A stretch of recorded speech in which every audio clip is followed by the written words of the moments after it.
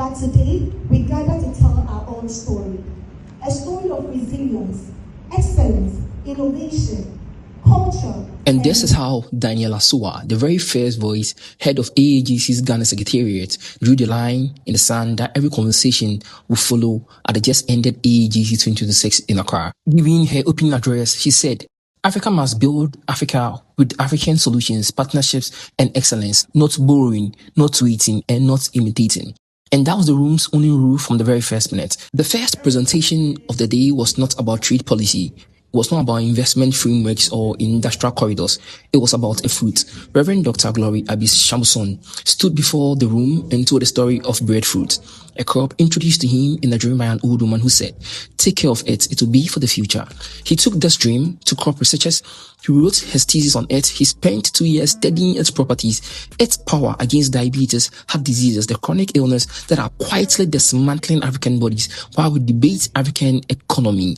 Dr. Abi spoke passionately about how Ghana can maximize the commercial side of the breadfruit. The breadfruit story is not about just the fruit. It's about every African innovation that has died, not lack of vision, but lack of market that believed in itself. The world is coming to Africa for its answers, and Africa must decide whether it will sell them or consume them first. While the main hall debated policy, Tine Faulkner and Shed Roberts were doing something that no policy document can replicate.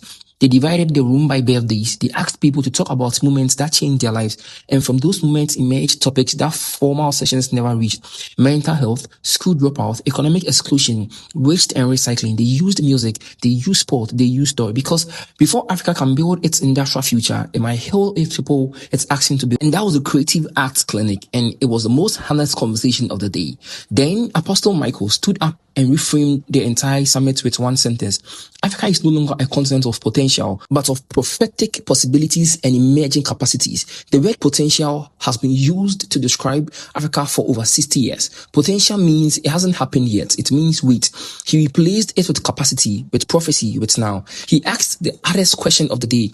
Will Africa rise according to borrowed models or according to her own design, her own realities, her own destiny? Courageous, righteous leadership, strategic integration of all African talents, transformational continuity, not leadership that begins and ends with election cycle. Africa is you, Africa is us. We must take the step from today. He did not speak about Africa as a place. He spoke about Africa as a decision. Also, Dr. Otumawale Akim Boboye took the stage and said what only a man who has already proved his point has a right to say. That Africa is not just a continent, that it is the mother of mankind.